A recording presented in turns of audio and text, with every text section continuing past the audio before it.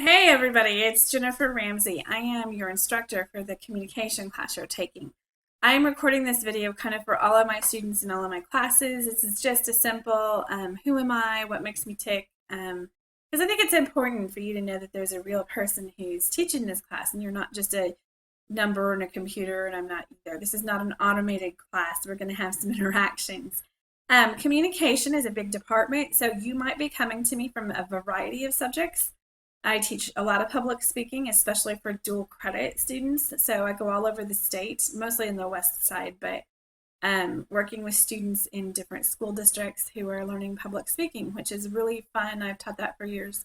Teach business and professional speaking, which is a bit of a more professional one that we offer usually to our college level students, but some high school students take that one as well. And then I teach Intro to Communication, which is a really fun course about, you can tell I like all these classes. This is why I majored in it. It's about culture and communication, and it's kind of an entry point course. I think a really good first class in public speaking. So if you're in that, that's a good one.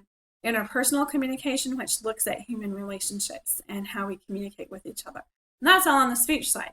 Then if you're coming to me as a filmmaker or a journalist or an advertising and PR person, you might have me for anything from intro to mass communication, media literacy, some filmmaking production classes. You might have me for an activity course that's helping you put together your final project or video. Or I might just be your advisor helping you through your final capstone experience in our final class. So I'm the department chair, so I get to have the lovely hat that gets to teach all of these things. If you can't tell by that long list, communication is a very fascinating field. It covers a lot of different things, everything from theater to music videos to professional speaking, TED Talks, debate, mock trial, all kinds of crazy healthcare communication, business communication stuff. So it's a very broad field, and it's one I really enjoy because it gets down to the interpersonal relationships and how to create better interactions with people you're close to, all the way up to how to give a speech in front of thousands of people or make a film to be distributed for people to see or something like that. So communication is a wonderful field. I'm glad you're here. Glad you've joined us. I'm very passionate about it. I've been in it, for a while, about 20 years in total now. So anyway, welcome. I'm glad you're here. Some things about me that just make me more human, not hopefully to you. My interests out here in Midland, Texas are surviving the deserts. So I leave a lot whenever I get a chance to go somewhere for professional development or that there's water, I go. So I like beaches and mountains and rivers and trees and lakes. And so moving to the desert was a bit of an adjustment for me. How I've fallen in love with the people out here and the vision these people have for making a community whole and real. And I love that when you drive somewhere out here, you see a tree, someone has planted that tree and nurtured that tree and cared for that tree. So if you're new to Midland and Odessa, I came here in '84 with my daddy. He was an oil man. And then I left for 14, 15 years and came back to raise my kids.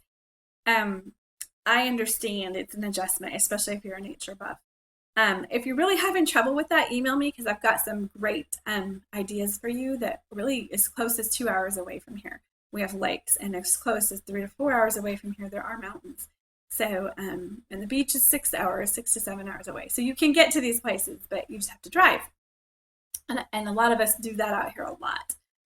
The other thing I'm really into besides nature is fitness. I'm on a trek with that, so I'm doing a lot of Zumba dancing, a lot of weightlifting, which I don't like. Yeah, but I'm doing it because my trainer says I have to. I'm trying to not have too much crap in my coffee, although, well, you can't see it, but today, not so much. Love me some Starbucks. Hope you do too. What else? I rescue dogs. We have a real bad problem out here with the dog population, and our shelters are not no-kill, so it's a very big deal to me to help dogs that are in trouble. So I have a heart for them. I have 3 living with me right now. They're driving me crazy, but I love them. Very into film and theater and music. When I have time, I sing with the Midland Odessa Chorale. I'm an alto. Whoops, I'm gone. There, I'm back. Wow, magic of filmmaking. I also have done a few shows, mostly with Odessa College, but sometimes I perform with Midland Community Theater. I've done Les Mis, The Diviners, uh, gosh, I'm going blank, but a few of them. The Sweeney Todd. I really enjoy working with our theater program. It's an excellent department that we have here. And I go to as many productions out here as I can because all the theaters here are doing a great job. Love movies, so I'm at the movies whenever I can be, and I'm loving the fact that we're in the Star Wars era, and I'm raising two little boys. They're 8 and 9 years old. So anyway, that's a little bit about me. I'm a single mom. So those of you who are dealing with single parenthood, I understand.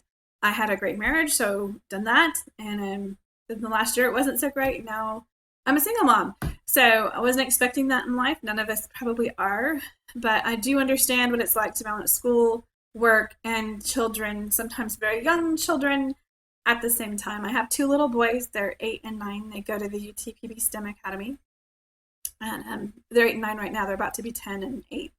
So anyway, I think that's enough about me.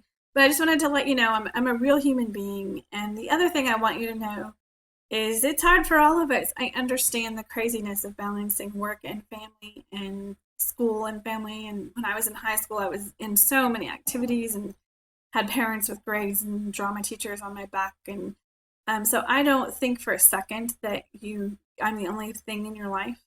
I do want you to give the course good attention and priority, and that's for your sake, not mine. I don't want you to have to do this again.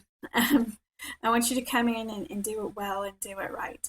If you're feeling awkward about time commitment with college, some of you, this is your first class in college, I really encourage you to sit down and have talks right away. Sit your family down and say, this is what I'm doing. It's going to lead to a better job. It's going to lead to me being able to help our family more in the future. But for the next year or two, or however long you're committing, I'm going to need some time. And for every college class you're taking, you really need to clear out the equivalent of on our 8-week schedule, the equivalent of a part-time job. If you're a dual credit student, you need to plan on this being about a 2-hour a night commitment, 5 days a week. If you're an 8-week student, it's going to run, any of our college classes will run anywhere from 15 to 20 hours a week of work for a 3-hour course. So plan on that. Don't be taken surprised by that. I get a lot of students who are like, I didn't know this was going to be so much time and work. And I'm like, well, yeah, this is college. It's not log in on the weekend and throw everything together and take a whole course in 2 days. That doesn't work. So if that's kind of the way you've been doing things, I encourage you also with your employers. A lot of you as students I know are working in retail and restaurant. And I know what they do out here. They're short staffed and they call you in and they're always having an emergency.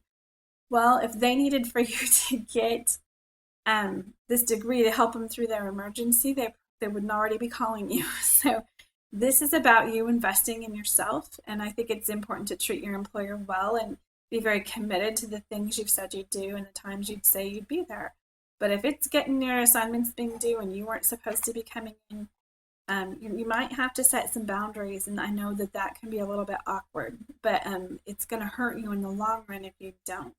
So I think it's really important at the beginning of a semester to sit your employer down and make sure that your schedule is set up for you to be successful and whatever that looks like for you. Make sure that you're getting the days off you need to do your work or the time off you need. Make sure they know when finals week is going to hit, especially if you're in the December dates, because they will go into panic starting Thanksgiving and leading up to that. And I've had a lot of students that have trouble successfully completing because they're retail or their restaurant in December. So make sure your employer knows well ahead of time when you're going to need off for things, and try to get a consistent as you can schedule in those environments. What else would I tell you? If you do have some kind of huge emergency, and by that I mean someone's in the ER, there's blood, there's something very dramatic that really is out of your hands, talk to me. Email me. Don't just disappear on me. I can't steer a parked car that's not moving, but I can probably help you find a way through that and to stay successful, assuming that we can keep you going. So don't disappear. That's the main way students. I don't know what my computer's doing here with the blackouts. But that's the main reason students will have trouble in a class is they just disappear. I really do care about you. I'm not doing this because this is a fun pastime or I can't get another job elsewhere. That's really not true for me. I've had choices, but I love students and I love that if you're choosing to take these classes, you're choosing to take the next step towards your future. And I want to be a part of that. I consider that a privilege. And I consider it a privilege to introduce you to this field that I'm so passionate about called communication. So if you need something, in this case, you have an instructor who really does care about you. So please don't hesitate to email me. If you have a question, don't apologize. You're not bothering me. I'm paid to be here for you. You have hired me, and I'm excited about that honor. So I kind of look at myself more as a coach than a teacher. I don't really like talking at you as much as I like helping to guide you through an experience that is going to teach you something. So anyway, welcome to my class, whichever one you're in. And make sure you watch the videos and notes I've posted for you right away so you don't get lost. If you get in trouble, look at the faculty contact information on your syllabus and get in touch with me. And if you can't find even that, call this Wrangler Express Center and get someone to help you get logged in.